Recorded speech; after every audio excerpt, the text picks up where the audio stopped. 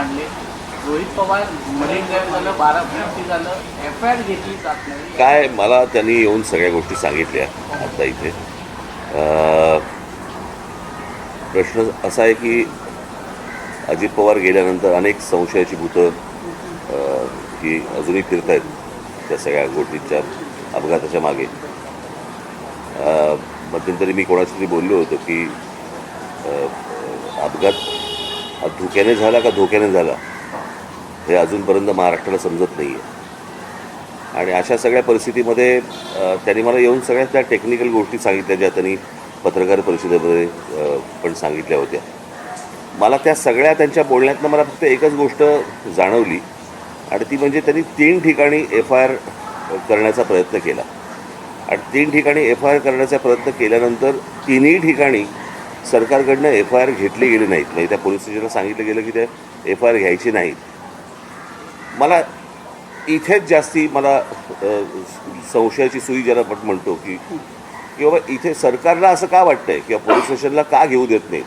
म्हणजे ज्यावेळेला ते मरीन ड्राईव्हवरती गेले त्या पोलीस स्टेशनला गेल्यानंतर तिथे तिथले जे कोणी अधिकारी होते ते त्यांचा FIR लिहून घेत होते, टाईप करत होते आणि टाईप करत असताना इतक्यात DCP आले तिथले आणि त्यांनी सांगितलं की नाही FIR लिहून नाही घ्यायचा म्हणून.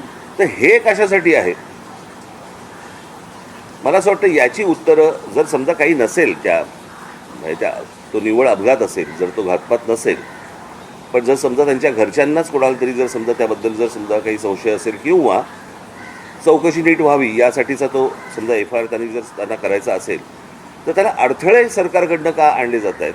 आज सुनेत्रा वहिनी तिकडे बसलेले आहेत, उपमुख्यमंत्री म्हणून बसलेले आहेत. मला असं वाटतं त्यांनी पण या गोष्टींचा विचार केला पाहिजे कारण त्यांचेच ते पती होते आणि त्यांच्याच पतीच्या अपघाताबद्दलचा हा FIR आहे आणि सरकारकडनं असा दबाव येतो की तुम्ही FIR घेऊ नका.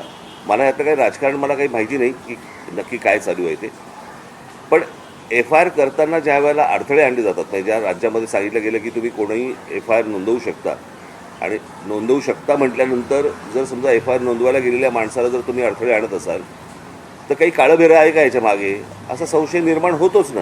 आणि मला असं वाटतं हे सरकारच संशय निर्माण करते.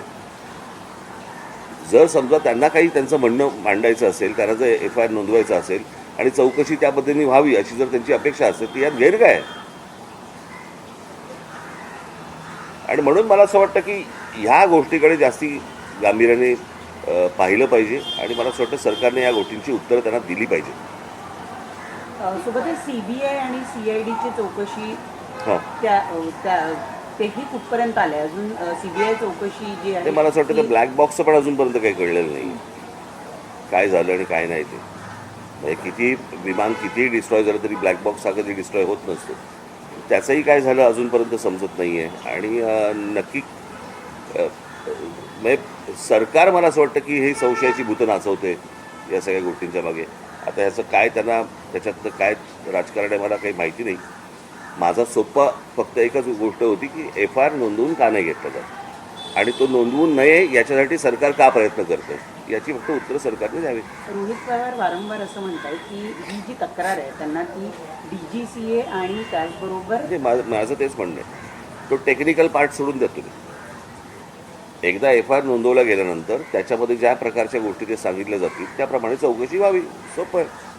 अहवाल सुद्धा प्रतीक्षेत आहे कारण 1 महिन्याच्या आत आम्ही अहवाल देऊ असं सांगितलं गेलं होतं अपघातानंतर. त्या सगळ्या गोष्टी बाजूला सोडा सरकारच्या. FIR नोंदवून का नाही घेतला जात आहे एवढ्या गोष्टींचं फक्त उत्तर सरकारने द्यावं. 3 ठिकाणी प्रयत्न करून पण जर समजा नोंदवून घेतले जात नसतील आणि पोलीस स्टेशनवरती जर समजा तुम्ही दबाव टाकत असाल की नोंदवून घ्यायचा नाही म्हणून तर हे कशासाठी आहे हे कळलं पाहिजे. मला असं वाटतं महाराष्ट्राला कळलं पाहिजे. रोहित पवार आमदार आहेत आणि अजित पवारांच्या मृत्यू प्रकरणात ते FIR नोंदवू पाहत आहेत. त्यांचा FIR जर नोंदवला जात नसेल तर राज्यात सर्वसामान्य माणसाचं काय करायचं. आणि हा कुठच्याही राजकारणाच्या पलीकडचा विषय आहे. मला असं वाटतं की आपल्यातली एक व्यक्ती गेलेली आहे आणि इतका दुर्दैवी अपघात हा कोणाचाच अपघात होऊ नये, इतका दुर्दैवी तर होऊच नये. आणि अशा सगळ्या परिस्थितीमध्ये जर समजा काही गोष्टी जर त्रुटी असतील त्या त्रुटी जर समजा FIR मध्ये मांडायच्या असतील तो मांडला दिला जात नाही. मला असं वाटतं की हे काहीतरी आपण कुठेतरी भलत्या लेवलला महाराष्ट्र आपण घेऊन चाललेलो आहे एवढंच फक्त यातनं दिसतं, अजून काही दिसत नाही. आमदारांना जर FIR दाखल करून घेत नाहीये तर ह्या जे अधिकारी दाखल करून घेत नाही तर ह्या अधिकाऱ्यांवर देखील कारवाई होणं अपेक्षित आहे. पण अधिकाऱ्यांना जर समजा सरकारच सांगत असेल की करून घ्यायचं नाही, तर तुम्ही अधिकाऱ्यांना काय दोष देणार? सरकारवर दबाव. नाही, आता मला असं वाटतं की त्यांनी हा प्रश्न, विधानसभा अधिवेशन सुरू आहे, अधिवेशनामध्ये ही गोष्ट मांडावी. उद्या लोकसभेचं अधिवेशन सुरू होईल त्यावेळेला मला असं वाटतं राष्ट्रवादीच्या खासदारांनी ते प्रश्न तिकडे उपस्थित करावेत. मला एवढंच फक्त परत सरते शेवटी म्हणायचं आहे, सरकारी दबावामुळे FIR जर नोंदवला जात नसेल, तेही अजित पवारांसारख्या व्यक्तीसाठी, तर याच्यात काय नेमकं काळबेरं आहे ते मला असं वाटतं सरकारला सांगावं तर लागेलच निश्चित. 1 महिना होत आला, प्राथमिक अहवाल सुद्धा सादर झाला. अजून सादर झालं नाही. तर त्याच्यामुळेच काय होतंय की त्या असल्या सर्व गोष्टींमुळे संशयाची भूतं नाचवली जात आहेत किंवा नाचत आहेत. आणि मग प्रत्येक महाराष्ट्रातल्या प्रत्येक नागरिकाच्या मनामध्ये जे शंका या ज्या निर्माण होत आहेत त्या सगळ्या ह्याच गोष्टीमुळे होत आहेत. ठीक आहे. जर बघितलं तर मरीन ड्राईव्ह पोलीस स्टेशनला जेव्हा ते FIR नोंदवायला गेले होते त्यावेळेस त्यांना सांगितलं की बारामतीमध्ये ही गोष्ट घडलेली आहे आणि ज्या ठिकाणी ज्या हद्दीमध्ये खरं तर ही गोष्ट घडते तिकडे FIR नोंदवलं जातं. त्या ठिकाणी जेव्हा काल FIR नोंदवायला गेले तिकडेही टोलवाटोलवी केली. मी तेच बोलतोय ना, मला असं वाटतं 3 ठिकाणी त्यांनी केला प्रयत्न, 3 ठिकाणी प्रयत्न केला आणि 3ही ठिकाणी जर समजा नकार दिला जात असेल तर मला असं वाटतं की त्या काय शासकीय ती जी काही यंत्रणा आहे त्या यंत्रणेवरती दबाव आहे. आणि त्यातल्या सगळ्यात महत्त्वाचं म्हणजे याचं या गोष्टींबद्दल सुनेत्रा वहिनी बोलल्या पाहिजे. मुख्यमंत्री तर बोललेच पाहिजे, पण सुनेत्रा वहिनी देखील बोलल्या पाहिजे. त्यांनी मुख्यमंत्र्यांना भेटून CBI चौकशीची मागणी केली. मुख्यमंत्र्यांनी निवेदन करताना हे सांगितलं विधानभवनात की आम्ही CBI चौकशीची मागणी करतो. CBI चौकशा वगैरे त्या सगळ्या होत राहतील. एक FIR आहे ना फक्त, त्या FIRला सरकार का घाबरतं? रोहित पवारांनी मांडलेले मुद्दे तुम्हाला कसे? ते मी ऐकले होते ना, त्यांची ज्यावेळेला प्रेस कॉन्फरन्स घेतली त्यावेळेला ते आपण मुद्दे मांडले होते, मी सांगितले होते, मी ऐकले होते. टेक्निकल मला असं वाटतं ते बोलू शकतात जास्त.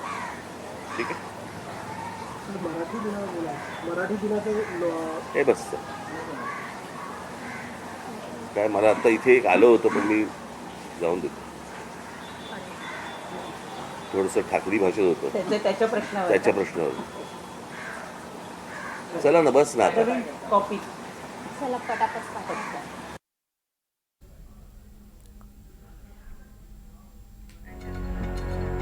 तर रोहित पवारांनी काही वेळापूर्वी राज ठाकरेंची भेट घेतली आणि त्या सगळ्या संदर्भात राज ठाकरेंनी भाष्य केलेलं आहे.